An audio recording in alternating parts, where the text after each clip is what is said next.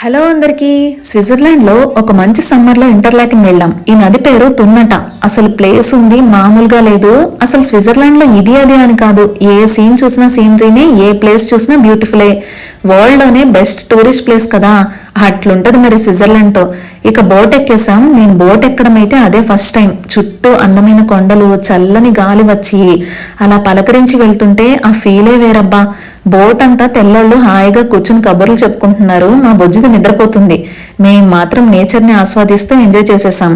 ఈ నది నీళ్లు చూసారా, పచ్చగా నీట్గా ఎంత బాగున్నాయో. వెతికినా ఒక్క ప్లాస్టిక్ కవర్ కూడా దొరకదు. బోట్ లోపల చిన్నపాటి రెస్టారెంటే ఉంది. ఏమైనా కావాలంటే అక్కడ తినేయొచ్చు. ఈ బోట్ ముందు ఒక పెద్ద గంట పెట్టేశారు చక్కగా. నాకైతే గంట కొట్టాలనిపించింది. మళ్ళీ ఎక్కడ బోట్ ఆపేస్తారో అని ఊరుకున్నా. గంట రైడ్కి 120 ఫ్రాంక్లట, అంటే 11,000 రూపాయలు. టూ కాస్ట్లీయే, బట్ వర్త్ వర్మ, వర్త్.